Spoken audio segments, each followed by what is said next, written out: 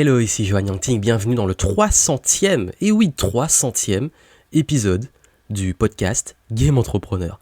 Et pour cette édition spéciale, j'ai envie de répondre aux 16 questions qui me sont le plus souvent posées sur le développement personnel et sur le business. Et vraiment, ça me tient à cœur parce que vraiment 300 podcasts, c'est pas rien. En tout cas, sur le podcast Game Entrepreneur, ça compte pas les podcasts que j'ai pu faire avant et dans d'autres contenus et canaux. Mais vraiment, j'avais envie pour le coup de répondre à vos questions. Donc j'avais envoyé un message sur mes groupes, sur Instagram et tout. J'ai reçu quelques questions. J'avais également des questions qui m'étaient souvent posées et je me suis dit que l'idéal, ce serait vraiment de compiler en 10 ans d'activité les questions qui reviennent le plus. Donc je vais prendre le temps d'y répondre et vous allez voir, ça va beaucoup vous aider à changer votre vision sur vous, sur vos décisions, sur votre développement personnel, sur votre business, etc. Et vraiment, ça, voilà, j'ai envie de partager ça avec vous.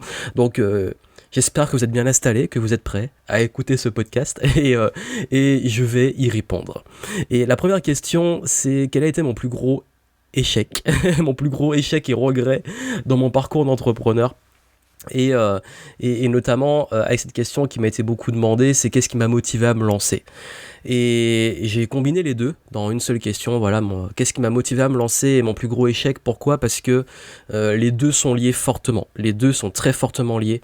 Et en fait, je me suis lancé pendant que j'étais étudiant et ce qui m'a motivé, ça a été vraiment la liberté en fait. C'est-à-dire que je me retrouvais pas dans mes stages. Je me disais, ouais, mais j'ai pas envie d'échanger mon temps contre de l'argent, j'ai pas envie de passer ma vie à suivre les directives des autres. Mes stages se passaient pas très bien. Et d'ailleurs, si vous voulez les détails, vous avez la première édition des Game Entrepreneur Stories. Vous avez une playlist sur ma chaîne YouTube, ils sont aussi en podcast si vous les retrouvez. Et dans les formats Game Entrepreneur Stories, je raconte des anecdotes.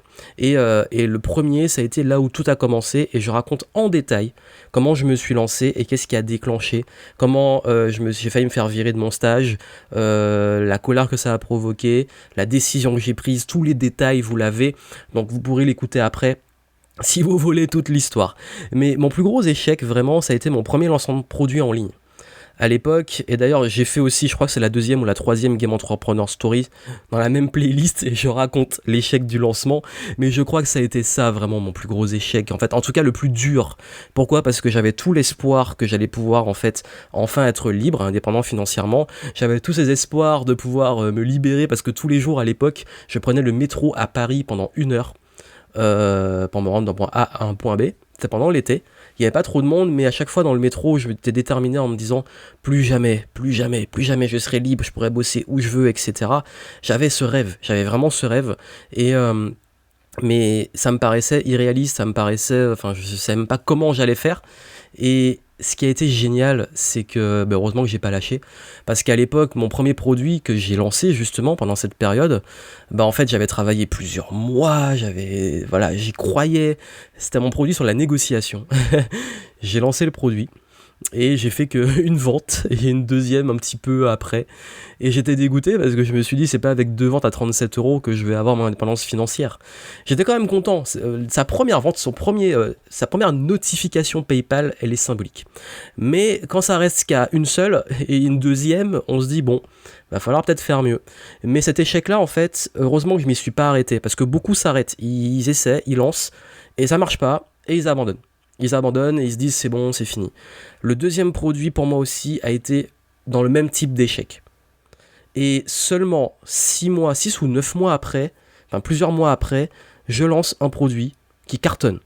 Et là, je fais en 2 jours 2000 €. En une journée, je me rappelle les premiers 700 € et après les 2000 €. Et je me rends compte que oui, je peux gagner 2000 et que je peux vivre de mon activité et que je peux être libre. Et tout est parti de là parce qu'en fait, quand j'ai pété la croyance, j'ai pu derrière enchaîner et réussir à vraiment développer le business que vous connaissez aujourd'hui. Et ce premier échec, il est symbolique parce que c'est là où j'ai dû être résilient, là où j'avais pas d'infos, là où j'avais pas d'argent, là où j'avais rien et j'avais tout pour abandonner. Et je peux vous dire, j'avais envie de lâcher, j'ai même essayé de postuler dans des emplois pour avoir un CDD ou un CDI. D'ailleurs, j'ai eu à l'époque un CDD un petit peu après, parce qu'il y a un moment, il faut être réaliste, il faut payer le loyer. Mais J'étais pas pris dans les... En fait, j'avais un bac plus 5, je sortais d'école de commerce. Et c'était en mode, je lance ma boîte, j'y crois, je lance un produit, il foire. Donc je vous dis le contexte, j'ai un prêt étudiant à rembourser de 30 000 euros. Tout ça accumulé, je peux vous dire que ça pique. Ça pique, et là on se dit, bon, peut-être que je devrais arrêter. Et me trouver un travail. J'ai essayé, ça n'a pas pris. Heureusement, le fait de ne pas avoir trouvé de travail, ça a été la meilleure chose qui me soit arrivée. De toute façon, ce qu'on me disait souvent, c'est que ça se voyait, que je voulais pas être salarié. Je pense que ça se sentait, ça se voyait. C'est dans mes tripes, c'est dans mon énergie. Du coup, c'est pas venu. Bref. Mon plus gros échec, c'est ça, mon premier lancement de produit. Vous avez aussi l'histoire dans les Game Entrepreneur Stories. Je sais plus si c'est le deuxième ou troisième épisode, je sais plus. Enfin bref, vous avez la playlist sur YouTube, tapez Game Entrepreneur Story et vous allez retrouver ces épisodes. Si vous voulez avoir l'histoire voilà, en détail, comme ça je vais pas vous le répéter ici parce que le podcast pourra peut-être être long, je sais pas. Donc voilà, vraiment la leçon. En fait, ça peut paraître bête, on vous dit souvent peut-être, mais ne lâchez pas en fait, et ne lâchez pas et ne restez pas sur un échec. Parce que des échecs, j'en ai eu après. Oui, j'en ai encore aujourd'hui, j'ai des échecs. Mais après, quand on connaît le process, on sait qu'il faut passer par là pour apprendre et pour progresser, ben en fait, on le vit beaucoup mieux. Donc apprendre à gérer l'échec et ne pas rester sur un échec, parce qu'en fait, c'est ça qui fait votre expérience. Et ça qui me permet aujourd'hui de savoir aussi quel produit ne fonctionne pas, pourquoi vous ne devez pas lancer tel type de produit. Parce que mon erreur, ça a été en fait de créer ce que moi me semblait bien, et parce que les gens voulaient vraiment, donc ça je vais y revenir après, notamment sur la partie business des questions-réponses, mais vraiment ça a été une leçon mais monumentale. Et deuxième question qui m'a été posée, c'est comment arrêter de se disperser quand on a plein d'idées et surtout quand on est multipotentiel. Ah, ça c'est un grand sujet. Quand on a plein de passions, vous avez plein de passions, vous avez plein d'idées, vous avez toujours envie de faire plein de projets, vous avez plein, même dans votre business, envie de lancer plein de trucs, et du coup vous arrivez jamais à être focus et à faire des choix, et le choix pour vous est difficile parce que vous voulez pas vous enfermer. Et ça je comprends parfaitement, et c'est d'ailleurs l'un de mes plus gros points faibles d'entrepreneur, c'est que je ne suis incapable de m'enfermer dans un truc. De m'enfermer dans un projet et faire que ça jusqu'à la fin de ma vie, je suis incapable, je suis trop curieux pour ça. Donc qu'est-ce que j'ai fait et qu'est-ce que je vous conseille de faire si vous êtes dispersé avec plein d'idées, ce syndrome multipotentiel? Déjà, prenez des focus temporels. Ça veut dire quoi? Parce que même si vous avez plusieurs projets, c'est ok. Le problème, c'est quand vous passez de l'un à l'autre sur les mêmes moments et que vous partez dans tous les sens, votre énergie est dispersée. Si vous voulez trouver un compromis, c'est que vous mettez ce qu'on appelle des focus temporels. Soit chaque jour, vous vous dites de telle heure à telle heure, je bosse sur ce projet-là et rien d'autre. Soit vous vous dites pendant cette semaine, je fais un sprint, ou pendant ce mois, je fais un sprint et c'est que ce projet. Et quand je l'ai fini, je passe au projet suivant. Ça, c'est vraiment moi ce que j'ai mis en place. C'est-à-dire que même si j'ai plein de projets, plein de différents types, même dans mon propre activité, différents pôles, j'ai structuré mon organisation comme ça en mettant des focus temporels, ce qu'on appelle parfois aussi même dans le langage business des sprints, où je suis juste focus sur une chose. Et seulement quand je l'ai fini, je passe à une autre. Et pareil, mettez-vous aussi, on a parfois envie de tout mettre. Et je parle beaucoup pour les entrepreneurs ou ceux qui veulent se lancer, de tout mettre dans son business. Toute passion n'est pas forcément business. Tout n'est pas forcément...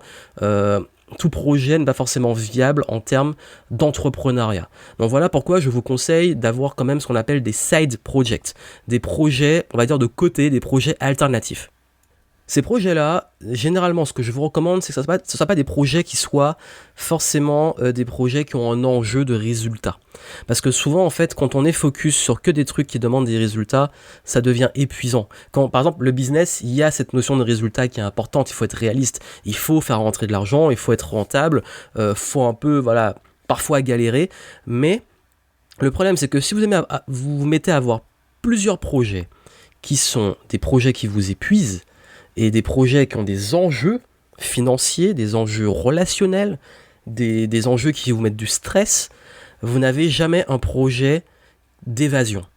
Et un side project doit être un projet d'évasion. Ça veut dire que vous devez vraiment avoir un projet sur lequel vous vous épanouissez, vous suivez des objectifs, mais vous vous épanouissez sans vous mettre la pression de résultats. Ça peut être simplement un projet, peut-être, je sais pas, sportif, une activité créative, apprendre la musique, l'écriture ou autre. Ça peut être un projet, associatif. Ça peut même être un projet, je dirais, business, mais attention, un business qui soit pas avec des enjeux forts. Mais je conseille pas vraiment. Mais l'idée, c'est vraiment que vous ayez, si vous avez plein de passions, que vous ne mettiez pas toutes vos passions comme des choses rentables. C'est là où je veux en venir. Ne mettez pas toutes vos passions dans un objectif de rentabilité, sinon vous vous épuisez et vous devenez dingue.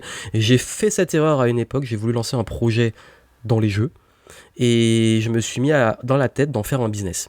Et moi qui adore jouer aux jeux vidéo, je me suis retrouvé à faire de cette passion un enjeu business, et j'ai perdu la passion. Même de jouer devenait quelque chose de pénible pour moi, alors que c'était quelque chose qui était en fait en mode d'évasion. Pareil, à une époque, je me suis vraiment posé la question, est-ce que je me lançais vraiment dans le sport comme quelque chose de rentable ? Et je me suis rendu compte que non, en fait, j'en avais besoin pour quelque chose juste qui soit épanouissant. C'est d'ailleurs pour ça que j'ai fait énormément de sport dans ma vie. Et bizarrement, à part le karaté où j'ai continué très longtemps, bizarrement, dans tous ces sports-là, dès que j'ai commencé la compétition, au bout d'un moment, j'ai été saoulé et j'ai arrêté. Et donc, du coup, imaginez, vous êtes déjà entrepreneur, vous avez un ou plusieurs gros projets avec des enjeux de résultats, et le soir, vous allez au sport et vous avez encore des enjeux de résultats. Vous imaginez ? Vous devenez dingue. Et c'est là où je veux vous alerter sur le fait que la dispersion doit se faire sur du focus, peut-être résultat, un ou deux grands maximum, notamment le business où il y a des enjeux financiers, il faut des résultats, il faut se donner à fond. Et à côté, des projets qui sont des projets d'évasion, des side projects, où vous pouvez vous épanouir, vous pouvez créer, vous pouvez vous éclater sans vous mettre la pression. Et donc du coup, si vous arrivez à avoir cette discipline temporel, side project, projet principal, ça va aller mieux. Et puis bien entendu les petits conseils du genre déléguer, même dans vos projets, s'il y a des choses qui vous plaisent pas, qui sont pénibles, ne passez pas trop de temps dessus, essayez au maximum à terme de les déléguer pour pouvoir rester sur ce qui vous épanouit au sein de vos projets.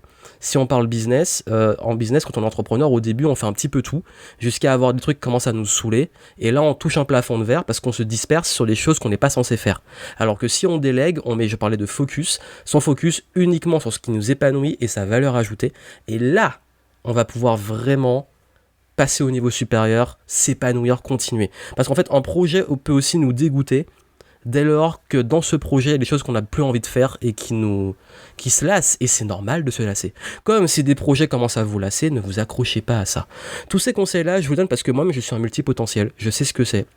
Je sais que c'est dur à vivre, mais clairement, je crois que c'est la meilleure façon de réussir à avoir cette gymnastique qui permet de rester épanoui, créatif, de faire des choses, parce qu'on a besoin de ce mouvement, cette créativité, cette diversité, sans... en fait, il faut le dire, se foutre en l'air, devenir dingue. Donc voilà, donc je pense que ça, c'est les conseils que je peux vous donner. Je ferai peut-être des contenus plus spécifiques sur les multipotentiels, si ça vous plaît, notamment peut-être sur ma chaîne YouTube prochainement. Donc voilà, que c'est un sujet qui revient beaucoup. Également, troisième question qui revient beaucoup, c'est comment faire quand on a un manque de soutien extérieur et un environnement notamment toxique, surtout quand on veut se lancer. Oui, c'est vrai que... quand on lance son business ou quand même en entrepreneur, on choisit une voie qui est une voie qui est pas courante, une voie qui est hors des sentiers battus, c'est une voie qui amène beaucoup de remarques, de questionnements, de critiques, de peur de la part des autres qui veulent votre bien. Et encore une fois, ça c'est un gros sujet, mais si je peux vous dire ce qui est vraiment libérateur, ce qui fait du bien, c'est en fait, ça c'est vraiment le truc qui pour moi, de toutes les fois où j'ai tourné ce sujet dans tous les sens, s'affirmer, être heureux, seul et vraiment avoir une motivation intrinsèque. C'est vraiment ces trois piliers-là. S'assumer dans ses choix, faire un choix assumé de sa solitude dans son projet si on est seul et se motiver par soi-même. Je sais que ça peut être difficile quand on a été habitué à avoir du soutien extérieur, à avoir besoin des gens qui nous motivent, etc. Mais ça vous rend indépendant. On parle d'indépendance financière, on parle d'indépendance géographique, on parle d'être indépendant, d'être entrepreneur, d'être libre financièrement. Mais si vous n'êtes pas si vous avez peur, si vous avez besoin des autres, si vous êtes tout le temps coincé sur ça, vous n'êtes pas libre. Vous n'êtes pas libre. Et la plus grande liberté, c'est votre confiance dans le fait d'assumer vos décisions. Et que vous soyez seul ou accompagné, peu importe, vous savez que vous êtes bien, même seul. Et que tout le reste, c'est du bonus. Et réussir à se motiver par soi-même, à se mettre de la discipline, à y croire, à travailler ses croyances. Ça, c'est un travail personnel. C'est un travail que vous pouvez, voilà, on peut se former. Enfin, moi, j'ai beaucoup travaillé sur moi avec le développement personnel, etc. C'est un travail qui se développe. Et ça se crée. Mais en fait, il faut vraiment réussir déjà avant d'aller chercher. On dit souvent la réponse, c'est entourez-vous des gens positifs. Oui, mais avant, vous soyez bien avec vous-même, parce que sinon vous allez toujours dépendre des autres. Si vous allez là pour prendre de la motivation, vous allez prendre de l'inspiration, vous avez besoin de ressources comme ça, vous serez toujours en fait vous serez jamais libre, toujours dépendant de l'extérieur. C'est en vous, s'autoriser à être heureux, motivé, confiant par soi-même, vraiment ça. Et seulement après, oui, trouvez votre crew, des gens qui partagent vos valeurs, et soyez immergés le plus souvent dans des domaines où les gens vous considèrent, des gens qui vous ressemblent en fait. Ça fait du bien qu'on est entouré de gens qui nous ressemblent. Mais c'est du bonus. Parce que vous êtes déjà bien. Vous allez voir ces gens, vous êtes encore mieux. Parce que je sais que beaucoup d'entrepreneurs sont isolés, et c'est l'un des plus grands problèmes qu'on a tous dans l'entrepreneuriat, parce que c'est une voie particulière. Et même quand on a une équipe et tout, par moment on a besoin, je parlais avant de besoin d'échappatoire. Si à chaque fois on parle que boulot et que business, bon, au bout d'un moment on fatigue. Donc voilà pourquoi c'est important que vous ayez cette notion de vous réussir à vous libérer. Et le jour où vous dites ok, je suis seul, personne ne m'encourage, mais c'est un choix assumé, je vous jure que c'est libérateur. C'est vraiment libérateur. C'est le meilleur conseil que je peux vous donner si je vais vous donner un conseil pour répondre de façon ultra spécifique à cette question. Donc voilà, c'était la 3e question. 4e question, celle-là, mais en fait, je crois qu'elle revient tout le temps, c'est comment trouver des clients. Que ce soit au démarrage, que ce soit en activité, qu'on veut scaler son business, comment trouver des clients, avoir des clients. En fait, il faut savoir une chose, c'est que l'acquisition de clients et développer une clientèle se base sur différents piliers qui représentent en fait ce qu'on appelle un tunnel de vente. Un tunnel de vente, c'est pas qu'un truc que vous allez faire en ligne, un tunnel de vente, c'est un process, c'est un système qui marche dans la vraie vie, dans les magasins, sur internet. Il y a du trafic qui va être intéressé, qui va devenir peut-être du prospect, donc des conversions en prospect, ensuite de la vente, conversion en vente, et après ce qu'on appelle la rétention, les gens reviennent. Un exemple très simple, vous avez un site internet, le trafic c'est comment les gens tombent sur votre site, parce qu'il est bien référencé sur Google, parce que vous avez fait du contenu, etc. Ils tombent sur le site, et sur le site, vous les amenez dans un entonnoir à laisser leurs coordonnées, et ils vont être contactés pour pouvoir avoir l'achat d'un produit. Soit ils l'achètent tout de suite, soit ils l'achètent après. Parce qu'en fait, vous avez leurs coordonnées, vous pouvez les recontacter. Parfois, il faut créer plus de relations, etc. Et après, comme ils sont satisfaits, ils reviennent. Ils sont fidèles, parce qu'ils sont contents. Ça, c'est un tunnel de vente. Ça marche aussi dans les magasins. La vitrine, elle est géniale. Donc déjà, être bien situé géographiquement, là où il y a des gens qui passent et des gens qualifiés qui passent dans la rue, ils vont voir la vitrine. Ok, un prospect, il est intéressé. Il rentre dans le magasin. Maintenant, il faut qu'il achète dans le magasin. Peut-être qu'il va acheter tout de suite. Peut-être qu'il va repasser une autre fois pour acheter. Et s'il a acheté, le mieux, c'est qu'il revienne régulièrement dans le magasin. Ça, c'est le funnel, le tunnel de vente. Trafic, conversion, rétention. Ensuite, maintenant, le gros problème de beaucoup de personnes, c'est qu'ils sont trop focalisés sur déjà l'acquisition en mode trafic. Pourquoi en fait il faut prendre les choses dans l'autre sens? Parce que si vous êtes focalisé que sur le trafic, les gens passent devant votre vitrine ou les gens vont sur votre site ou voient vos contenus. Mais en fait, si derrière ils n'agissent pas et refont autre chose, vous avez une passoire. Vous avez des gens qui passent, sauf qu'ils passent sans rester, sans acheter. C'est du trafic vide, c'est une passoire. Ça, le gros problème, c'est que beaucoup cherchent à focaliser que sur de l'acquisition et du trafic, être visible. Il faut que je crée mon site, il faut que je commence à faire tout ça. Et puis, en fait, qu'est-ce qui se passe? Ils s'épuisent. Et en fait, parce que personne n'achète, etc. Pourquoi? Parce que l'offre n'est pas bonne. Et tout ce qu'il y a autour n'est peut-être pas bon. Ça veut dire quoi? Ça veut dire que, déjà, si vous n'avez pas d'offre, ça sert à rien d'aller faire du trafic. Parce que les gens vont passer et vous n'aurez rien de concret à leur proposer, vous n'aurez pas de message, rien ne sera clair. Si vous avez une offre, il va falloir la marketer, la rendre attractive, la rendre irrésistible. Que les gens qui voient votre offre ou qui arrivent face à votre offre se disent « Ah ouais, ça peut m'intéresser. Ah ouais, là, j'ai envie de sortir ma carte bleue et de payer. » Donc ça, déjà, c'est votre priorité, c'est une offre. Il faut que votre offre, vous voulez trouver des clients, il faut avoir ce qu'on appelle une offre irrésistible. Une putain d'offre, comme il faudrait le dire. Une offre qui est différenciante de vos concurrents. Une offre qui est attractive. Une offre qui va toucher les bonnes personnes. Parce que là aussi, et c'est un autre point après l'offre, comment on crée une offre irrésistible? Comment on crée Je n'ai pas le temps de faire en cours dessus parce que c'est énorme et c'est même 2 semaines notamment dans mes formations. Créer une offre, c'est quoi? C'est une proposition de valeur. Et que les gens se disent « Ah ouais, ça a tellement de valeur que j'ai envie d'investir dedans ». Pour que ces gens-là voient la valeur, il faut déjà que ça soit qu'il y ait une cohérence. Ça veut dire que vous cibliez les bonnes personnes.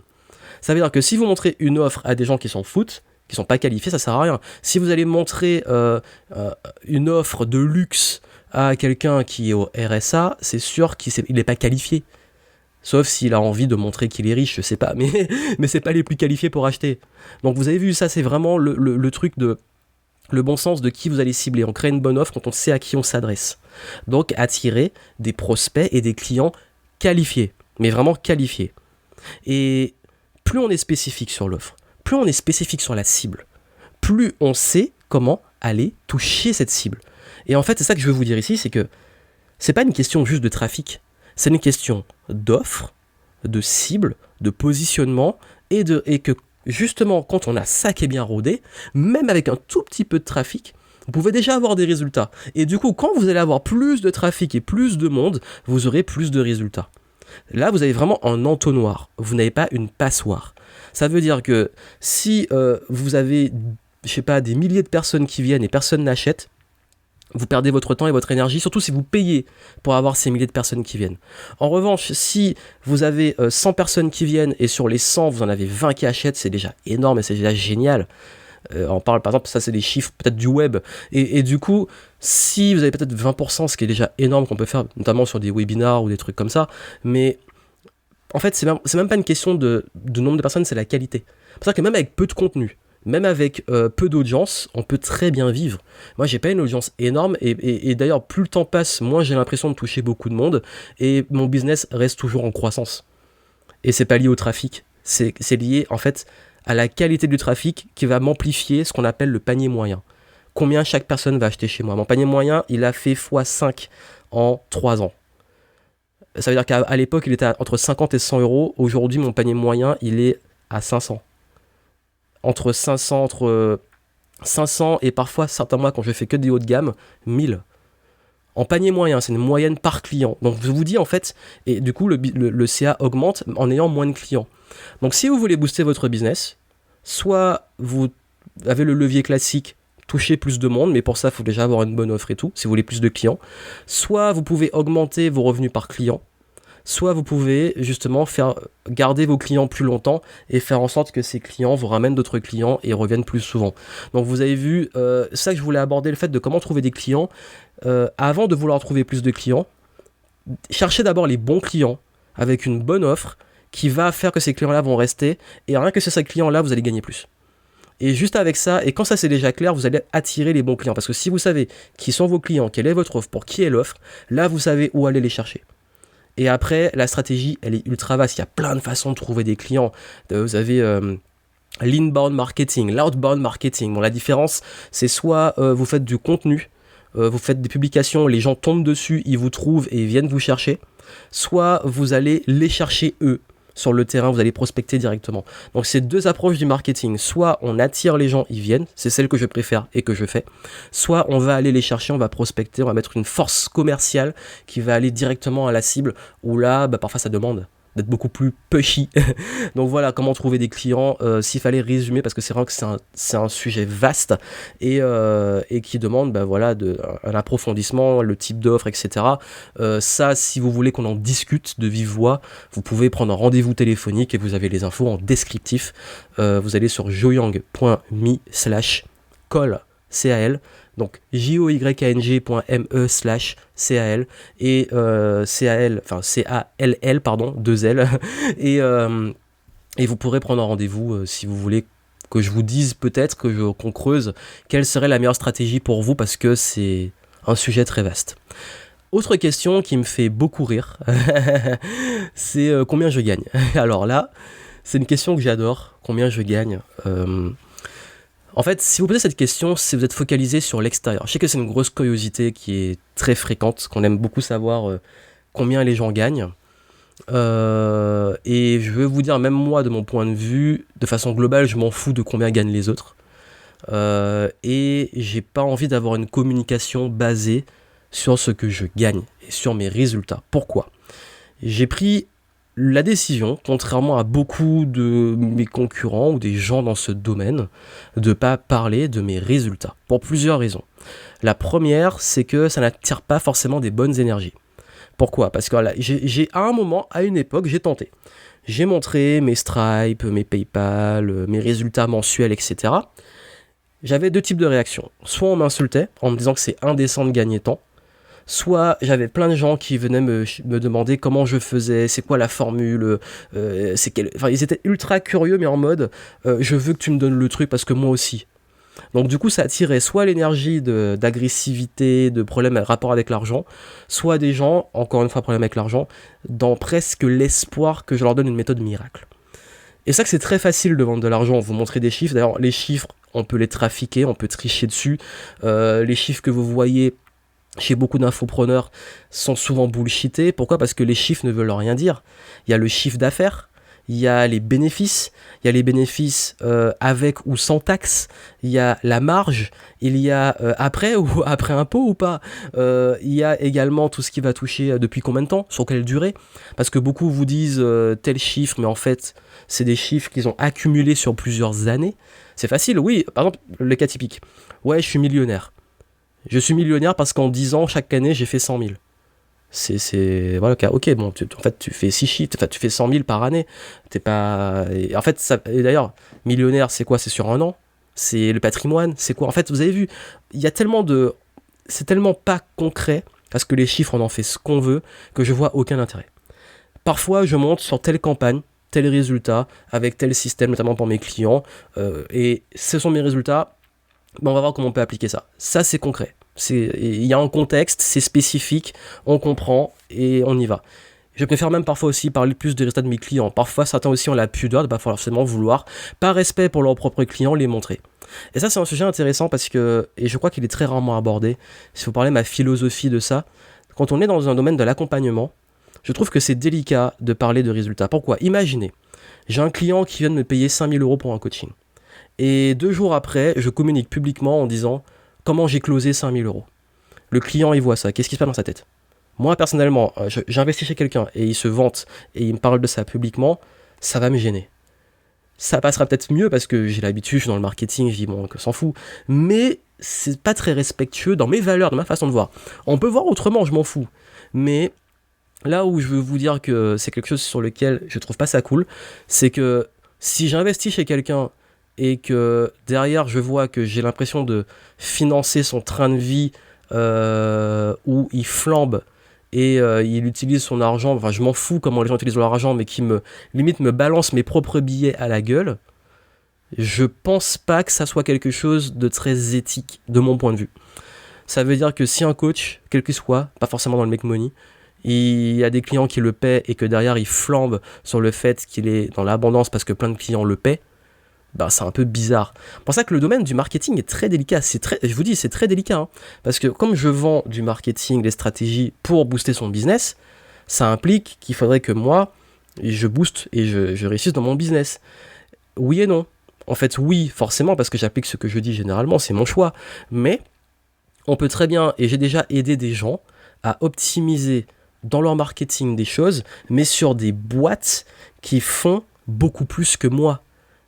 Des boîtes qui génèrent beaucoup plus, mais en fait on travaillait sur leur marketing, donc c'était des chiffres multiplicatifs et des pourcentages sur lesquels j'ai joué, pas sur un chiffre d'affaires pur.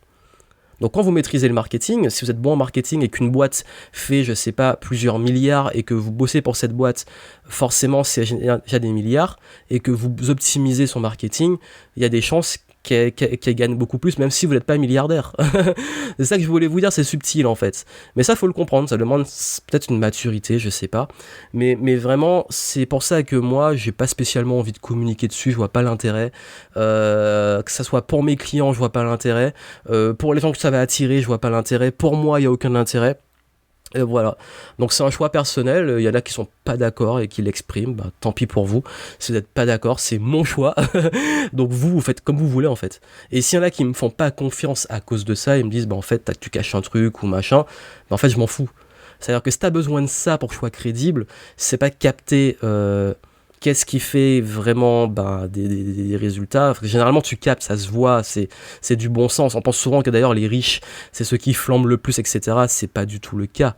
On peut louer une bagnole, on peut louer une villa, on peut en acheter une, on peut être à crédit, on peut s'acheter des vêtements de grosses marques et tout. On peut, mais en fait, en plus, dans le milieu des riches, dans ces milieux-là, il y a des codes, et ces codes-là, en fait, il y a que quand on est dans ces milieux-là qu'on les comprend. Et le problème, c'est que les codes qu'on pense être les codes des riches sont en réalité des codes, et désolé d'expression, mais c'est vraiment la réalité, hein, de pauvres qui veulent avoir les riches. Et ça, c'est subtil. C'est subtil, mais tout ça pour vous dire, au final, on s'en fout, en fait. On s'en fout, c'est focus extérieur. Focalisez plutôt sur vous, sur vos objectifs, combien vous voulez gagner. Arrêtez de vous comparer aux autres, arrêtez d'expérer les mêmes chiffres que les autres. Juste focalisez sur vous, quel sens de l'argent que vous voulez gagner. Moi, franchement, je suis pas forcément plus heureux maintenant que je gagne plus que quand je gagnais déjà suffisamment pour ne pas avoir de manque. Et maintenant, c'est de l'argent que j'utilise pour des projets, pour réinvestir, etc. Franchement, je m'en fous. En fait, je suis assez détaché. Ça veut pas dire qu'à des moments, oui, je vais booster la rentabilité, oui, je vais essayer de gagner plus, mais plus rentable, de booster les business, mais c'est pas une finalité. C'est un outil. Un outil qui me sert à monter des projets, à avoir plus d'impact. C'est aussi même un jeu, c'est le game, un game entrepreneur. C'est aussi un jeu de vouloir booster ses résultats. C'est comme en sport, j'aime bien un peu parfois repousser les limites. Donc voilà, c'est un mindset. Et moi, je préfère que vous soyez focalisé sur des promesses holistiques, sur de la rentabilité, certes, sur de l'argent, certes, mais aussi sur le bonheur, sur votre alignement avec votre business, sur vos relations, sur être bien dans son business, être dans l'abondance, c'est bien. Donc, bonheur, gain, process, c'est vraiment ça. C'est le meilleur retour sur investissement que je vous souhaite, c'est d'être heureux. Ça sert à rien d'être blindé, d'être malheureux. Si on peut être heureux et blindé, c'est encore mieux. Parce que vous avez le choix de ce que vous faites avec l'argent. L'argent, c'est ni mal ni mauvais, c'est ce qu'on en fait. Hélas, comme souvent le rapport à l'argent n'est pas forcément sain, communiquer que dessus ne crée pas forcément que du sain. Et voilà pourquoi moi je communique beaucoup plus sur de la liberté, sur des process, sur oui, du business pour gagner plus, mais dans la finalité d'avoir aussi beaucoup plus d'impact, d'avoir des clients, de se développer. Et pour moi, en fait, c'est un tout. C'est pas une finalité, c'est argent, bonheur, gain, oui, marge, rentabilité, tout ce que vous voulez, et abondance. C'est ça pour moi, l'abondance, c'est tout ça, un tout. C'est un tout. Que vous soyez heureux, que quand vous vous levez le matin, vous soyez content, que vous manquiez de rien, que vous soyez assez libre pour vous payer un billet d'avion si vous voulez voyager, etc. Ça, c'est pour moi la vraie liberté. La fausse liberté, c'est quand ok, je suis enfermé, il faut que j'ai toujours l'air riche, que j'ai l'air de réussir, que je montre, que je prouve, que je gagne plus, que j'ai une pression, que j'ai peur de perdre, etc., que je sois dans une énergie de manque. Ça, c'est le pire truc. Et je parle justement de l'énergie de manque. Ça va faire une bonne transition sur les prochaines questions. Donc voilà un peu combien je gagne. Il y en a, ils vont être dégoûtés, ils vont m'insulter, ils vont se dire putain, mais en fait, vraiment, on s'en fout. Focalisez sur vous, on s'en fout en réalité. Moi, franchement, je m'intéresse même pas à combien les autres gagnent. Et quand ils parlent que de ça, je lui dis, mais en fait, je m'en fous. Enfin, si t'es heureux, tant mieux, quoi. C'est tout ce qui compte. Hein. Et que tu sois pas heureux, en fait, c'est ta vie, c'est tes choix. Bref. Ensuite, quelle est selon moi, la sixième question, la différence entre réussite et échec? Qu'est-ce qui fait vraiment la différence? S'il y avait un truc, en fait, je vais répondre assez vite. Pour moi, la différence entre réussite et échec, il y a beaucoup de paramètres. C'est vrai que ceux qui vous disent c'est ça, pour moi, c'est holistique. Il y a un tout. Il y a le contexte, votre environnement, il y a vous, ce que vous avez vécu, les cartes que vous avez eues avec lesquelles vous avez démarré, ce que vous en faites maintenant.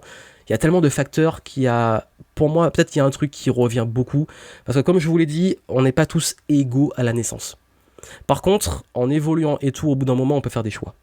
Pour certains, ça ira plus vite, parce qu'ils ont eu plus de cartes, ils ont été plus armés au début. Pour d'autres, ça prendra plus de temps, mais on peut toujours. Franchement, je suis heureux. Je pense avoir eu tout ce qui me... En fait, j'ai eu le principal quand j'étais jeune, c'est-à-dire ne manquer de rien, avoir un environnement aimant, vivre dans un endroit qui était plutôt agréable. J'ai grandi en Martinique, j'étais pas à plaindre.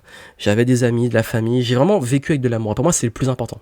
On roulait pas sur l'or, parfois c'était dur, mais j'ai jamais manqué de rien et jamais manqué d'amour. Et je crois que, en fait, grâce à ça, j'ai pu avoir tout ce qu'il faut pour persévérer. Parce que j'avais déjà quelque part un mindset.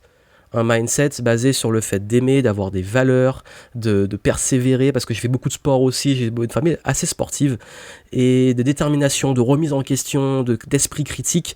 Et ça, pour ça, j'ai une énorme gratitude pour mes parents. Et aujourd'hui, dans tout ce que je vous partage, dans tout ce que je fais, j'admets et j'avoue que je sens aussi ce besoin pour ceux qui n'ont peut-être pas eu cette chance de pouvoir aussi leur transmettre, parce que j'ai aussi dans certains trucs pas eu de chance.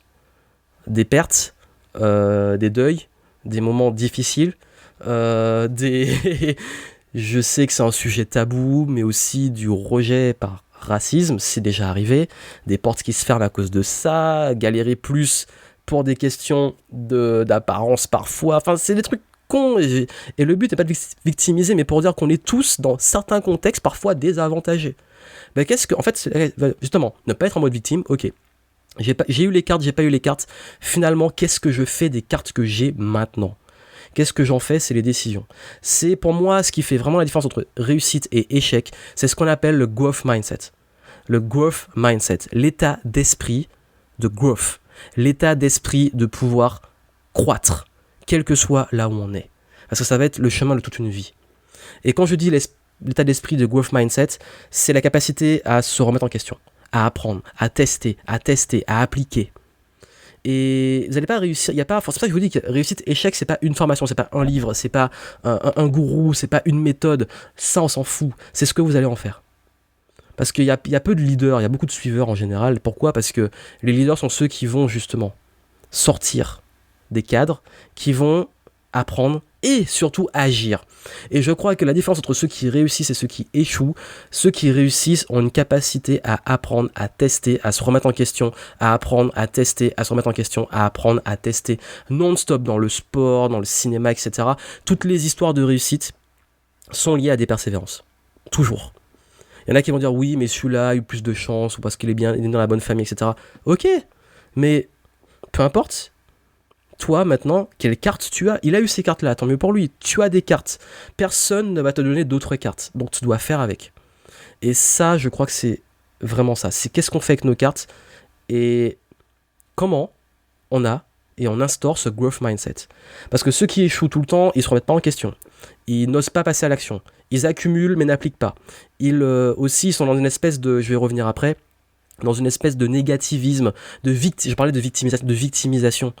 Ouais, mais c'est injuste, c'est machin. Oui, la vie est injuste, l'injustice, moi je la connais très très bien. J'ai même, c'est peut-être mon plus gros challenge de passer l'injustice dans différents contextes.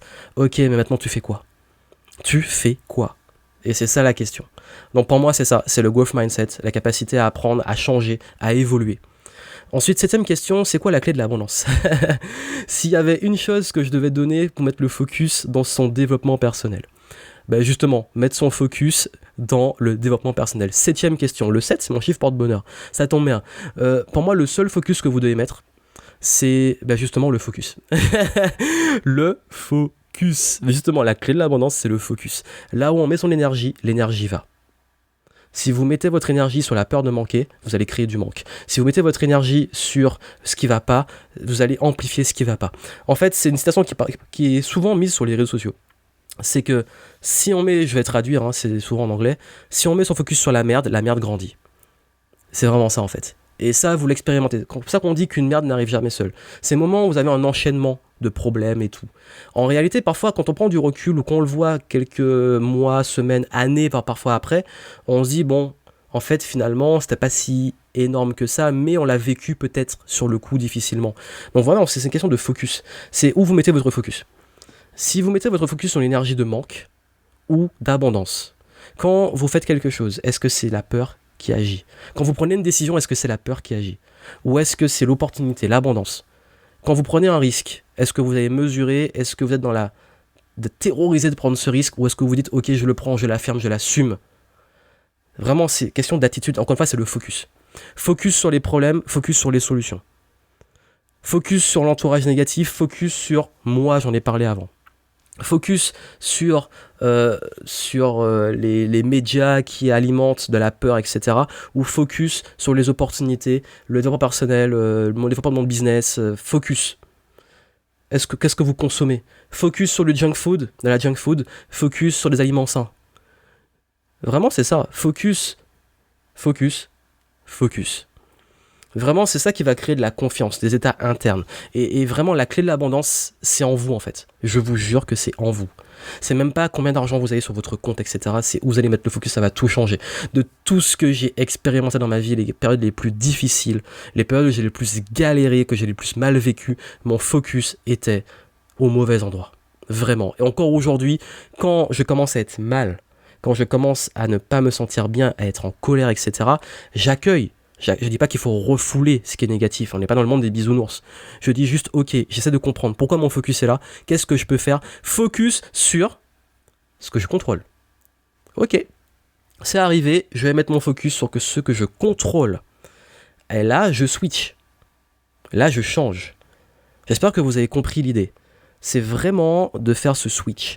Je crois que si vous arrivez à faire cette gymnastique mentale qui s'apprend, encore une fois, c'est du développement personnel, c'est un travail sur soi, ça prend du temps, ça c'est du changement, mais observez même, peut-être vous, moi j'ai été cette personne négative, cette personne qui saoulait les gens parce qu'ils se plaignaient tout le temps, ça m'arrive encore parfois de me plaindre, je suis pas parfait, mais ça n'attire jamais à rien de bon. Changement de focus. Je dis pas de refouler, d'être dans le monde des bisounours, juste focaliser sur un truc, ce que vous contrôlez. Et focaliser sur les opportunités. Toujours. Est-ce que vous choisissez le manque ? Est-ce que vous choisissez l'abondance ? Ensuite, suivant, 8. Comment sortir de la stagnation ?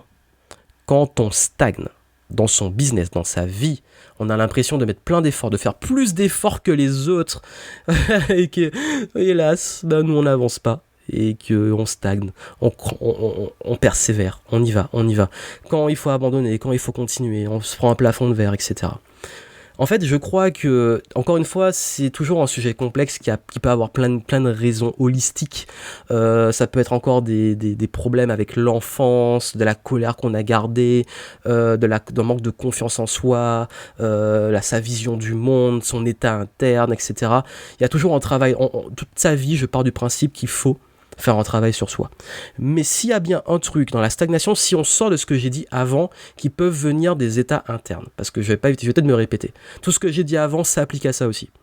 Maintenant, qu'est-ce qui vient après ? On parlait des actions que vous allez implémenter, ce que vous contrôlez. Qu'est-ce que vous contrôlez quand vous stagnez ? En plus de tout ça, vos états internes, etc.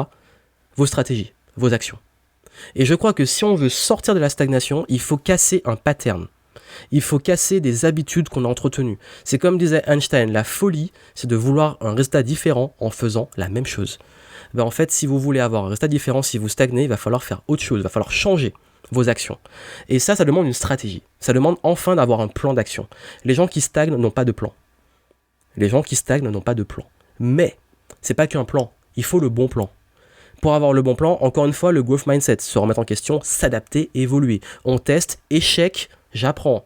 Tout ce que j'ai dit avant, vous avez vu, ça se connecte. Sur l'échec, sur la persévérance, sur l'apprentissage, etc.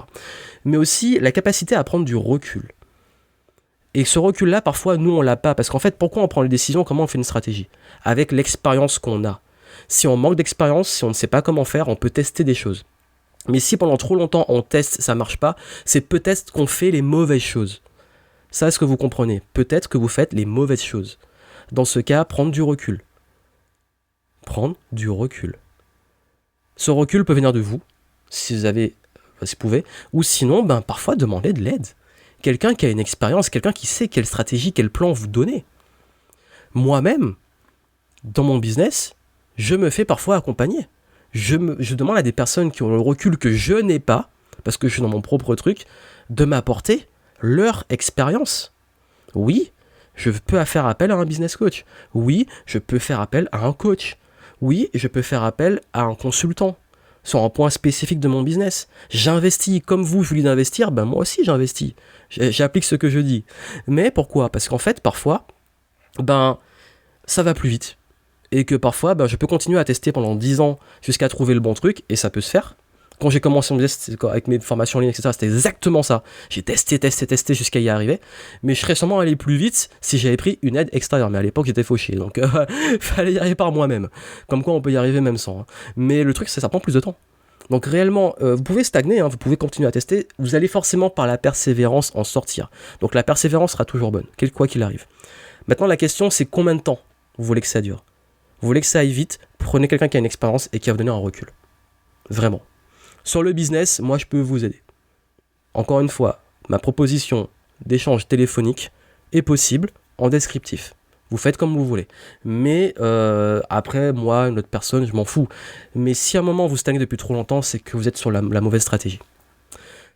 9e question. Comment se créer un branding fort ? Parce que tu parles souvent de branding. Oui, le branding c'est quoi ? C'est son image de marque, c'est la marque. Le personal branding, c'est l'image personnelle. C'est le leader, c'est en tant qu'expert. C'est quelle image vous donnez. Le branding, c'est un sujet qui pour moi est fondamental dans le business. Pourquoi ? Parce qu'en fait, quand vous avez un branding qui est fort, les ventes sont faites, je parlais de trouver des clients, les ventes sont faites avant de vendre. Ça veut dire quoi ? Ça veut dire que quand vous avez un bon branding, les gens quand ils viennent, ils vous font confiance. Parce que le branding, c'est ce qu'on dit de vous quand vous n'êtes pas là, c'est votre réputation. Et ça, c'est du long terme. Et vous savez, il y a une citation qui dit qu'une réputation, on peut prendre des années à la créer et on peut la perdre en quelques secondes. C'est vrai en plus. C'est un peu injuste, mais c'est comme ça. Donc si vous voulez vraiment que votre business soit pérenne, que vous voulez qu'en tant que leader ou votre marque, votre écosystème, peu importe, oui, focus branding. Un branding, on pense souvent que c'est un logo, c'est des images, c'est des cartes de visite, c'est des couleurs. Ça en fait partie, mais c'est pas le plus important. Le branding, c'est ce que les gens ont dans leur tête. C'est la perception qu'ils vont avoir de vous. Cette perception va souvent venir plutôt d'un message, de valeur, d'énergie. Votre branding, c'est votre message, vos valeurs, votre énergie, les émotions que vous créez auprès de votre audience, clients, prospects, etc. Ça, c'est votre branding. Parce que les gens se rappellent de leurs émotions. Alors oui, les couleurs, les logos, le nom, et tout ça, ça va contribuer à ce message. Mais ça peut être aussi, on peut ne pas avoir tout ça et avoir un bon branding. J'ai pas eu de logo pendant des années. Hein. et du coup, après, oui, vous créez au fur et à mesure un écosystème. Les gens vous reconnaissent visuellement. Le branding, c'est ça, c'est l'essence. Ce qu'ils vont voir, ce qu'ils vont entendre, ce qu'ils vont ressentir. Tout ça, ça crée une marque. Donc du coup, si vous voulez vous créer un branding, c'est la première question à vous poser, c'est quelle est l'image que je veux laisser ? Vraiment. Ça commence par même le après. De quoi les gens vont se rappeler de moi ? Qu'est-ce que vous laissez ? C'est ça que j'ai un truc que je dis tout le temps sur le branding. Vraiment, n'oubliez jamais ce dont vos clients vont se rappeler. Même vos prospects. Même si quelqu'un n'achète pas, quelle émotion il aura ressenti avec vous. Ça, je vous dis, c'est ultra important. Moi, je vous dis, c'est un truc que je travaille depuis des années. Pourquoi ? Parce que même des clients de très longue date continuent parfois encore à me suivre aujourd'hui. De plusieurs années, même quand ils ont arrêté. Et tant mieux, ils sont passés à autre chose et c'est ce que je leur souhaite.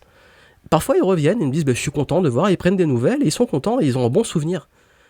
Et même des prospects qui n'achètent pas, parfois, ils se disent, merci, au moins, tes contenus, tes messages, etc., ça m'a beaucoup aidé. Et parfois, plus tard, ils deviennent clients, mais même si c'est pas le cas, c'est pas grave. Franchement, et je vous dis pas de rentrer dans une peur, parce qu'en fait, qui dit aussi branding, dit que vous allez avoir des gens qui vous aiment beaucoup et des gens qui vous détestent. Ça aussi, c'est un choix. Branding dit aussi polarisation, parce qu'on peut pas plaire à tout le monde. C'est une parenthèse que je fais, donc accepter, le but n'est pas que tout le monde vous aime, mais que les bonnes personnes vous aiment. Et j'en reviens à ce que j'ai dit avant sur les clients. Qui vous ciblez, avec qui vous voulez travailler, quelles sont les valeurs, tout ça. Vraiment, ça, c'est ce qui va créer votre image de marque. Donc vraiment, le branding, c'est un sujet, encore une fois, vous avez ces questions-là, elles sont voilà, ça fait pour chacune un podcast, et je vais les développer, j'ai les développer aussi dans différents contenus. Mais là, ici, je préfère vous donner des points focus. Même s'il y a beaucoup de questions, vous pourrez revenir après. Des points ultra focus sur savoir par quoi au moins commencer.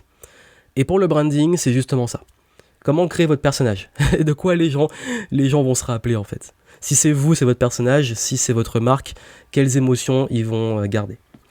10e question. Comment mettre en place une source de revenus passifs business ? Alors là, oui, c'est le fantasme, surtout en ce moment, au moment où j'enregistre, on vient de rentrer en confinement officiel, dans cette crise de Covid-19, coronavirus. Et oui, avoir des revenus passifs, c'est quand même mieux quand on est assigné à résidence quand on va rester enfermé chez soi. En fait, je vais vous dire une chose, c'est que un revenu passif n'est pas forcément passif. Ça, c'est un fantasme. Vous allez toujours devoir alimenter la machine, l'optimiser. Ça demande aussi du temps à mettre en place. Ça se fait pas du jour au lendemain. Mais l'idée, c'est de ne plus vendre votre temps. C'est-à-dire, comment mettre en place une source de revenu passif, c'est réfléchissez à qu'est-ce que vous pouvez vendre indépendamment de votre temps. Et j'ai fait un podcast récemment, vous pouvez le retrouver sur ma chaîne YouTube, comment ne plus vendre son temps. Vous cherchez avec mon nom et vous allez le trouver. Et j'explique tout ça. Et en fait, vraiment, vous avez deux grosses solutions. Vous voulez ne plus vendre votre temps. Solution numéro 1, passer à la scalabilité, donc tout ce qui est le digital ou la logistique. Le digital, c'est vendre des produits numériques. Ça peut être des formations en ligne, ça peut être des logiciels, des applications, ça peut être des abonnements, ça peut être un service, bref, un truc qui est digitalisé et qui fait que vous en vendiez 1 ou 10 000, ça ne changera rien au travail que vous allez fournir. Juste peut-être plus d'infrastructures, le serveur, ça dépend en fait, c'est autre chose. Mais quoi qu'il arrive, la scalabilité, c'est que vous pouvez augmenter les volumes, les revenus, etc., sans que ça augmente de façon linéaire et égale les ressources. Et ça veut dire que si, par exemple, un livre est aussi une façon de vendre, d'avoir des revenus passifs, parce que la logistique du livre, si c'est pas vous qui allez imprimer le livre, le mettre dans un colis et l'envoyer, et je vous souhaite pas de faire ça, sauf au début peut-être, vous vendez pas votre temps. Vous avez écrit le livre une fois et vous le vendez en 1 million d'exemplaires, il y a une logistique qui va le gérer. Et ça amène à la deuxième solution, sous-traiter, employé, équipe. Donc en fait, ça veut dire que soit vous digitalisez, soit vous avez des gens qui travaillent et qui délivrent l'offre pour vous, du marketing à tout. Et du coup, c'est vraiment comme ça qu'on ne vend plus son temps. Soit on vend en infini en digital, on peut le faire à sa petite échelle. Si vous voulez lancer votre programme en ligne, dans cette période, j'ai fait un code promo de moins 50%. Vous avez les infos en descriptif si vous voulez en profiter. Sur comment créer son infoproduit et le vendre en ligne. Et si vous voyez ça à temps et vous écoutez à temps. Et surtout, en fait, en termes de... Voilà, c'est juste... Parfois, il faut s'entourer aussi des gens... si vous écrivez votre livre, des gens qui vont l'expédier pour vous, qui vont tout gérer, par exemple. Mais si vous faites du service, etc., créez comme une sorte de franchise où vous formez des gens qui vont travailler. Mais le but, c'est de ne plus vendre votre temps. C'est vraiment ça. Et je vous souhaite d'avoir diverses sources de revenus passifs. Alors là, j'ai parlé business. Après, bien entendu, tout ce qui est investissement en bourse, immobilier, etc., sont aussi des sources de revenus passifs, mais qui vont toujours vous demander du travail. Croire que l'immobilier, vous n'allez pas travailler, il y a des gens qui ont le fantasme de jamais travailler, vous allez devoir toujours travailler. Ou avoir des gens qui bossent, que vous allez payer pour travailler, mais même vous allez devoir contrôler le truc. Et d'ailleurs, je vous souhaite, le but, c'est pas de plus travailler, c'est de faire les choses que vous aimez. Et avoir des revenus passifs permet de mettre le focus sur ce que vous aimez. Parce que rester inactif, au bout d'un moment, faut le dire, c'est un peu chiant. 11e question. Comment rester motivé quand c'est lent ou ça n'avance pas ? Oui, quand vous êtes dans quelque chose qui traîne, ça n'avance pas, moi je dirais en fait toujours se reconnecter au pourquoi. Vous savez, quand je vous ai dit au tout début que quand j'ai lancé mon business, j'avais pas les résultats et que je commençais à les espérer, ce qui m'a remotivé, c'est de me dire pourquoi je le fais. Je veux être libre, j'ai pas envie de faire de concessions. En fait, c'est revenir sur les basiques. C'est-à-dire, à revenir sur pourquoi on l'a... N'oubliez pas pourquoi vous faites les choses. Pourquoi j'ai lancé ça ? C'est quoi mon intention ? Je crois que ça, vraiment, en fait, c'est ça qui permet de...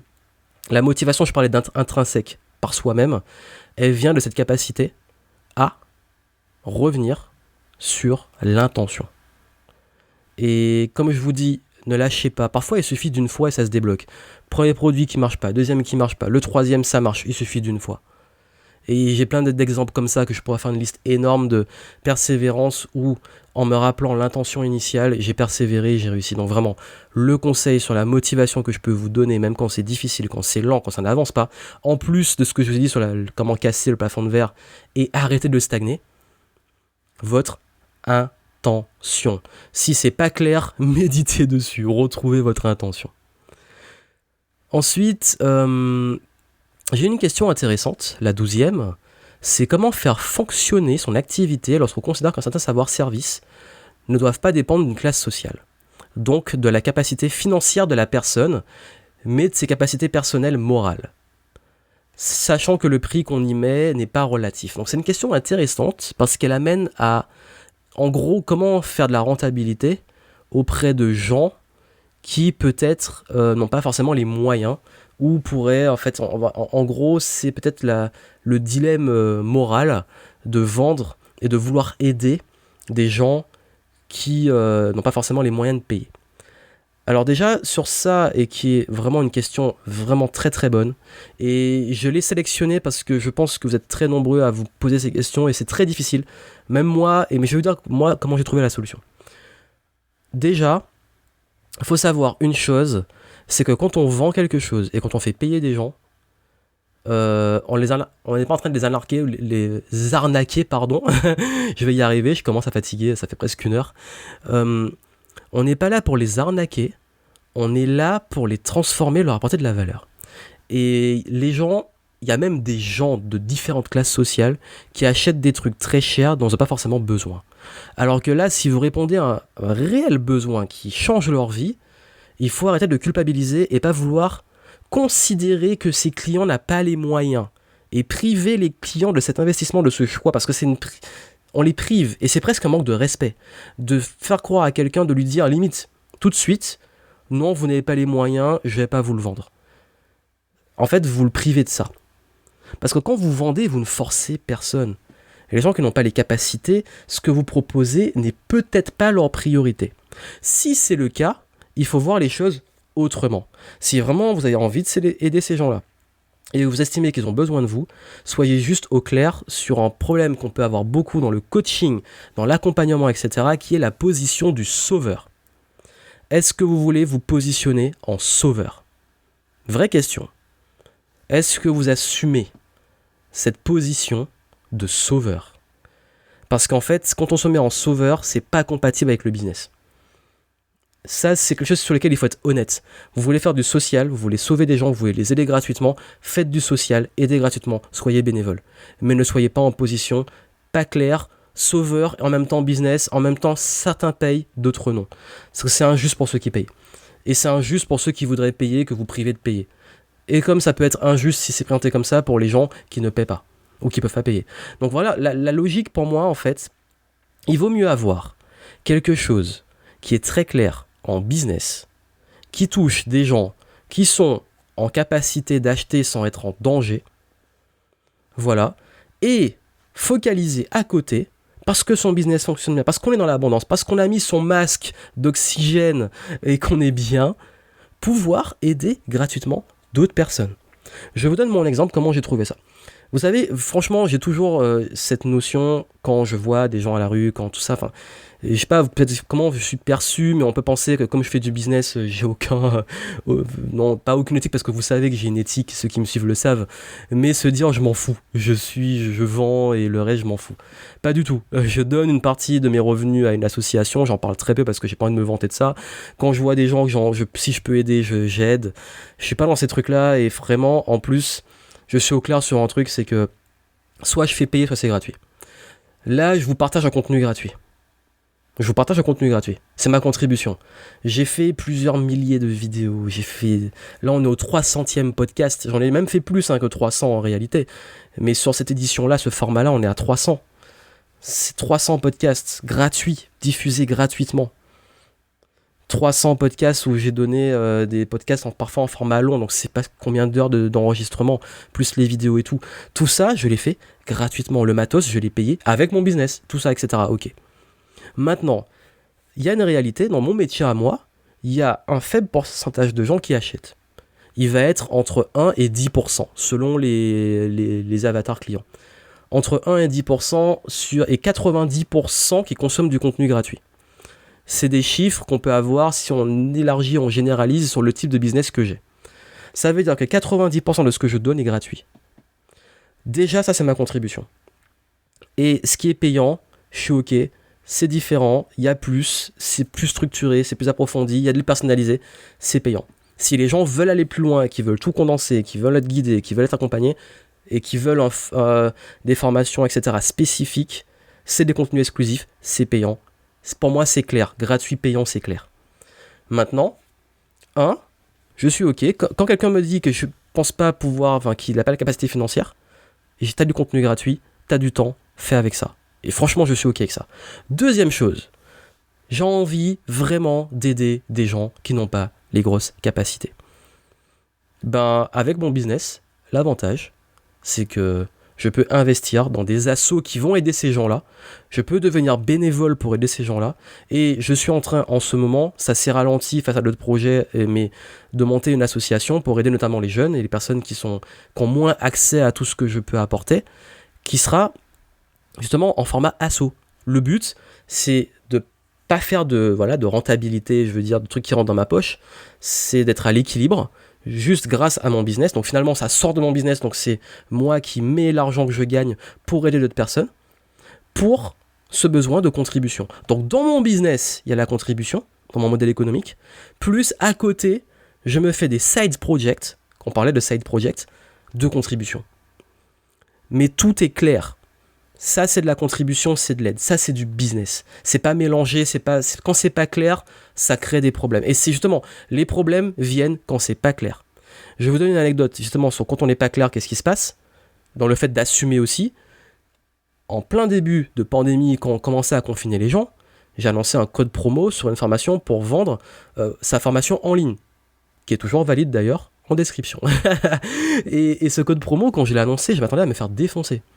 Les gens, ils ont trouvé ça génial, ils étaient morts de rire, il y a eu plein de clients qui ont acheté. Mes propres clients sont venus me voir, m'ont dit merci, ça tombe bien, je vais m'y mettre. Tout le monde était content, j'ai reçu 0 insulte. Mais j'ai dit, mais c'est quoi ce truc? Pourquoi? Parce qu'en fait, j'assume. J'ai dit, ça, c'est du business. J'ai réalisé après, j'ai dit, en fait, ma posture était, quand je l'ai fait, mon intention, j'assumais à 100%. Quand vous assumez, quand vous êtes au clair, ça passe toujours. Le problème, c'est quand vous n'êtes pas au clair.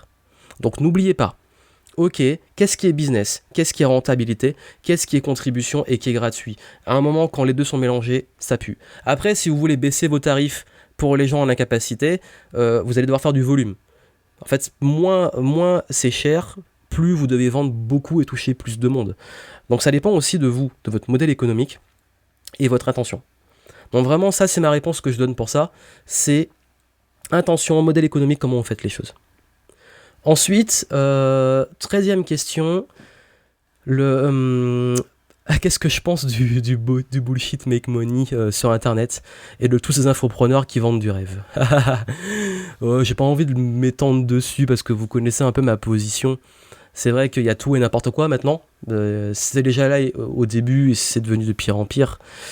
Que ça soit les gens qui vendent du rêve, les témoignages croisés entre copains, la consanguinité de l'écosystème, le high ticket, tout ça, en fait, je sais pas quoi dire en fait, parce qu'en fait, je vous ai dit tout à l'heure qu'il y a beaucoup de... En fait, faites appel à votre bon sens. Il y a rien qui est facile, il n'y a pas de méthode miracle.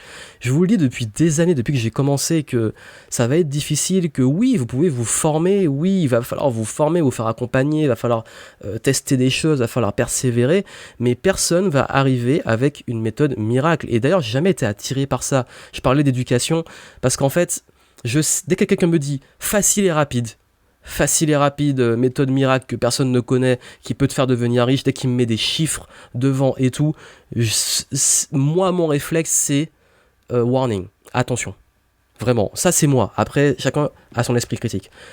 Pourquoi ? Parce que je connais le terrain, je fréquente beaucoup de gens qui sont dedans, je sais ce qu'il y a derrière, et je sais qu'il y a beaucoup de mensonges, de bullshit, de mensonges collectifs.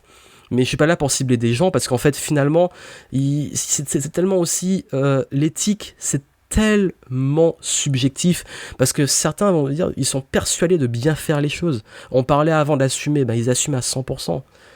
Mais en fait derrière, je crois que si j'ai un conseil à vous donner dessus, c'est attention au syndrome de l'objet brillant. Attention au syndrome de l'objet brillant. Ça, c'est ça qui va faire que ce bullshit fonctionne. C'est que dès que vous allez voir des chiffres, un témoignage, un truc qui vous vend du rêve, vous allez vous dire il y a peut-être un truc qui me manque et je dois aller là alors que j'ai déjà investi là et que je vais ensuite aller là-bas parce que ça va encore beaucoup mieux chez l'autre et ainsi de suite. Et c'est comme ça que des gens se ruinent. Je parlais de focus. En fait, c'est bien, et vous pouvez investir dans différentes personnes si vous êtes en capacité de le faire. Par contre, n'attendez pas que des gens vous sauvent. C'est vraiment le message. N'attendez pas qu'on vous sauve. Si on vous sauve, si vous pensez que quelqu'un va vous sauver avec une méthode, avec un truc, là, vous vous mettez en danger. Pourquoi ? Parce que, même d'ailleurs, c'est une situation délicate que j'ai, c'est que souvent, je sais que je peux aider quelqu'un, mais qu'il y a toujours ce flou. Parfois, je peux me rendre compte après que la personne pense que j'étais soit sa dernière chance ou que j'allais la sauver. Or, j'ai pas envie d'avoir cette posture, mais même parfois, en fait, j'ai pas capté que j'avais cette posture. Donc j'essaie d'y faire attention, mais c'est jamais très, très évident. C'est ce truc du sauveur, en fait. Ce truc du sauveur, là, de penser qu'on... Et parfois, je l'assume, hein. Parfois, je l'ai peut-être. On l'a tous, hein. Quand on accompagne, on a toujours un petit peu ce truc-là, parce qu'on fait pas ces métiers pour rien, quelque part. Mais, vraiment, je pense que il faut faire attention, vous, en tant que consommateur, à ne pas toujours détourner votre regard sur ce qui brille. Et oui, c'est ok de rêver, oui, c'est ok d'investir en soi, mais quand c'est trop beau, quand c'est trop beau, ça pue. Et si vous voulez une bonne hygiène de marketing, de consommation marketing, je peux vous donner 3 conseils. 1, vérifiez que les témoignages, allez voir que font les gens qui font des témoignages. S'ils font la même chose et qu'ils font des témoignages tous entre eux avec les mêmes copains, partout, ça pue. Premier truc. Deuxième chose, si vous voulez vraiment éviter de vous faire avoir, prenez le temps de suivre les valeurs de la personne, la cohérence de la personne. Vous pouvez voir les témoignages. Je dis, premier truc de témoignage, vous regardez ça. Ok, deuxième truc de témoignage, quelles sont les valeurs, les profils des gens qui font ce témoignage, plus les valeurs de la personne en qui vous voulez investir. Votre ressenti, qu'est-ce que vous ressentez, ces valeurs, etc. Ça peut là vous donner des indicateurs qui, du conscient et de l'inconscient, vont vous faire un ressenti. Troisième chose, ne focalisez pas juste sur les résultats de la personne, des témoignages, etc. Parce que tous les résultats peuvent être faussés. Et il peut y avoir des arrangements si les 2 trucs que j'ai dit avant sont cochés. Focalisez plutôt, vraiment, focalisez sur la promesse. Qu'est-ce que cette personne vous promet ? Comment elle le promet ? Alors oui, j'assume et on assume tous que le marketing va toujours devoir vendre du rêve. Parce que si on ne vend pas du rêve, personne n'achète. Mais, vendre du rêve, il y a des limites au rêve. Si je vends d'aller sur une île paradisiaque, je sais que je peux prendre un avion et aller sur l'île paradisiaque. Si on me vend une île paradisiaque et que j'ai pris 20 ans de prison, on se fout de ma gueule. Je sais pas, l'exemple n'est peut-être pas forcément bon, je sais pas, mais juste pour vous dire qu'il y a du bon sens dans la promesse. La promesse peut être belle, mais quels sont les moyens et les capacités réelles d'atteindre cette promesse ? Parce qu'en fait, l'obligation de la personne, c'est de vous apporter les moyens d'atteindre la promesse. Donc, vous avez vu, tout ça reste quand même subjectif, parce que c'est compliqué d'avoir un truc objectif. Ça, c'est une arnaque, ça, c'est pas, parce que tout le monde se met à copier tout le monde, à avoir le même discours, etc. Mais vous faites appel à votre bon sens et ne vous laissez pas avoir par vos pulsions. Encore une fois, la peur du manque. J'ai peur de manquer, il me manque un truc, objet brillant, et j'y vais. Attention, parce que ces pulsions-là peuvent être dangereuses. Ça, c'est ce que je pourrais dire, plus pour apporter un truc constructif plutôt que de défoncer le bullshit make money. 14e question, on approche de la fin, et les dernières questions sont assez rapides. Le truc qui fait vraiment passer un business de la stagnation à l'explosion. Eh ben en fait, je vais répondre très simplement, parce qu'en fait, j'ai apporté des réponses avant, donc tout ce que j'ai dit avant s'applique toujours, mais si je devais rajouter un truc, les chiffres. Maîtrisez vos chiffres, les KPIs, vos indicateurs clés de performance. Vous voulez booster votre business, vous devez maîtriser vos chiffres. Si vous n'avez pas de chiffres, vous ne savez pas exactement... En fait, la question est très simple. J'en ai parlé dans ma dernière conférence au début de l'année, et je mettrai l'extrait notamment sur YouTube. Dans cette conférence, j'ai posé une question très simple. Êtes-vous capable, là, maintenant, de me dire quelle est la santé réelle de votre business pour les 12 prochains mois ? Si ce n'est pas le cas, vous ne maîtrisez pas vos chiffres. Les chiffres, c'est quoi ? C'est savoir qu'est-ce qui fonctionne, qu'est-ce qui ne fonctionne pas, qu'est-ce qui est rentable, qu'est-ce qui n'est pas rentable, quels sont les indicateurs que je suis sur la bonne voie, quels sont les indicateurs que je ne suis pas sur la bonne voie, comment j'active ces indicateurs clés de performance, comment je les actionne. L'indicateur est en baisse, je sais quoi faire pour l'actionner, ou je vais tester des choses pour l'actionner. En fait, quand vous n'avez pas de chiffres, vous êtes comme dans un avion sans instrument. Vous êtes dans un avion, vous ne savez pas l'altitude, vous ne savez pas le cap, vous êtes dans un avion à l'aveugle, il fait noir, il n'y a rien, vous allez vous cracher. Donc ça, vraiment, et ça demande de mettre un peu de côté son ego et d'être beaucoup plus dans vraiment l'objectivité de son business avec les chiffres, en plus de ce que j'ai dit avant.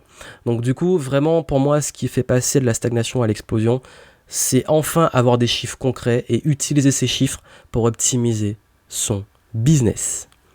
15e question. Où concentrer ses efforts pour ne pas se disperser et progresser en tant qu'entrepreneur? Test and learn. Test and learn. Testez, apprenez. Donc encore une fois, tout ce que j'ai dit sur les chiffres, tout ça.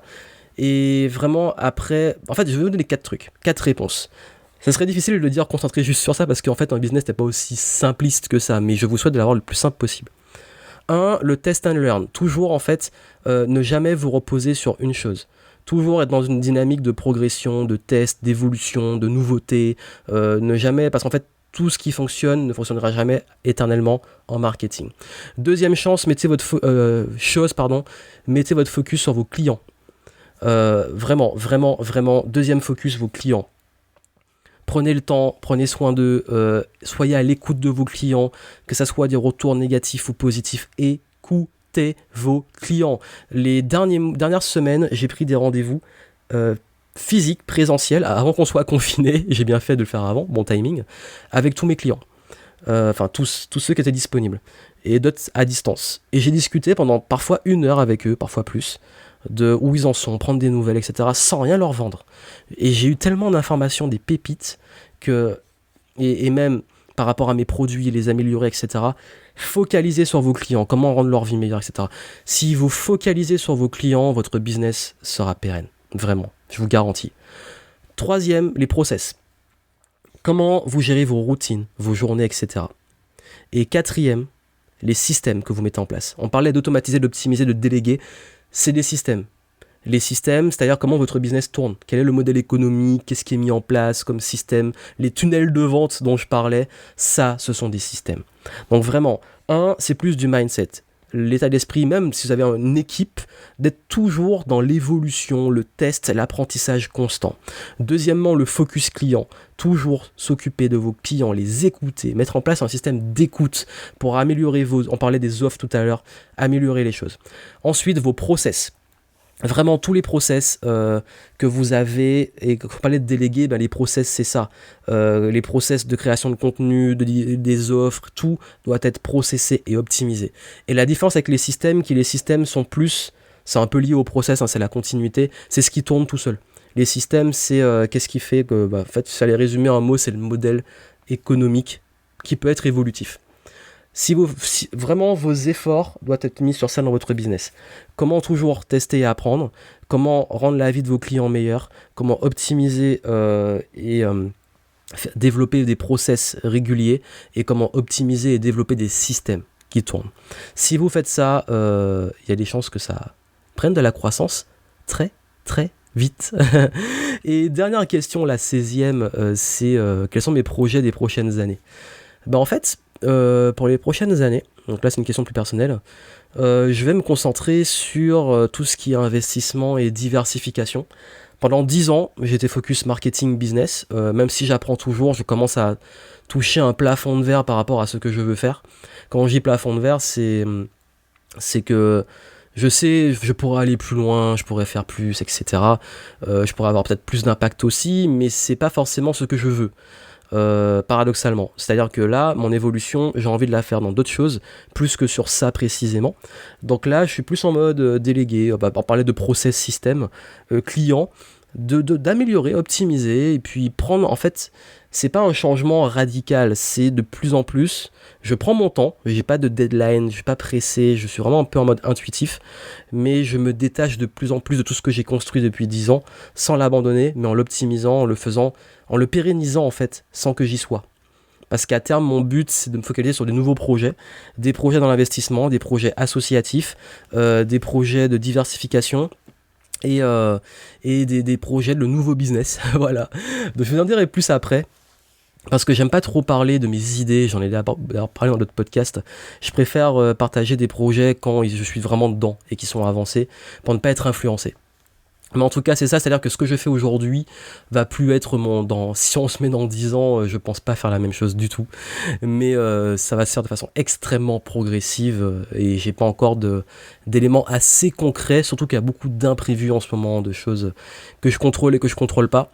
Donc on s'adapte, et puis de toute façon, vraiment j'ai une philosophie de vie basée sur autant je suis là où je voulais être il y a 10 ans, autant maintenant je prends plus mon temps, et puis aussi sur le plan personnel, plus la famille, construire ma petite famille, savoir aussi, là je suis en quête de changements géographiques, donc voilà, c'est de l'évolution personnelle dans le mouvement, rester en mouvement, et puis forcément j'ai plus maintenant les mêmes ambitions, les mêmes visions, les mêmes intérêts et les mêmes préoccupations que dans ma vingtaine. Donc maintenant, on change, hein, il y a des périodes dans la vie, il faut s'adapter. Et moi, mon but, c'est juste de rester en mouvement et de rester heureux. Donc voilà. Donc voilà pour les questions, on est à plus d'1 heure, hein. C'était quand même, c'était un bon podcast. J'espère que vous aurez écouté jusqu'au bout. Si vous avez écouté jusqu'au bout, merci à vous. J'espère que j'ai assez bien répondu à vos questions. Après, c'est des sujets qu'on peut développer de façon approfondie un par un, mais j'ai trouvé vraiment ces questions ultra pertinentes et j'espère que ça vous aura aidé à y voir plus clair. Vous pouvez y revenir, vous pouvez approfondir. Mais en tout cas, moi, tout ce que je peux vous dire, c'est déjà merci de continuer à me suivre, merci pour votre implication. Je sais qu'au moment où je publie ce 300e épisode, je sais pas quand vous allez l'écouter, en tout cas au moment où je le publie, mondialement nous vivons un moment difficile, mais il y aura plein de contenu derrière que je vais faire pour passer cette crise. Mais il y a un truc que j'aime beaucoup, et je vais en parler dans notre podcast, c'est que crise en chinois, parce que oui, je suis d'origine chinoise, même si ça se voit pas, c'est danger et opportunité, le mot. Donc danger et opportunité, donc comme quoi on reste dans les opportunités, dans l'évolution, la progression, et j'espère que ça pourra vous aider. Donc voilà, donc je vous souhaite plein de succès. Si vous êtes encore resté jusque là, n'hésitez pas à partager le podcast, à me laisser vos petits retours, vos reviews sur iTunes, des petites étoiles qui font plaisir, à le partager, à en parler autour de vous. 300e épisode quand même, 300 épisodes que je continue. Merci pour ceux qui suivent depuis le début, merci pour ceux qui sont arrivés entre temps, merci pour ceux qui le découvrent peut-être avec celui-là, et moi je vous dis à très vite, hein. Les podcasts continuent, et je sais pas encore combien de podcasts on va célébrer, mais je pars du principe qu'il faut célébrer chaque jour, donc célébrons chaque jour, et je vous dis à très bientôt.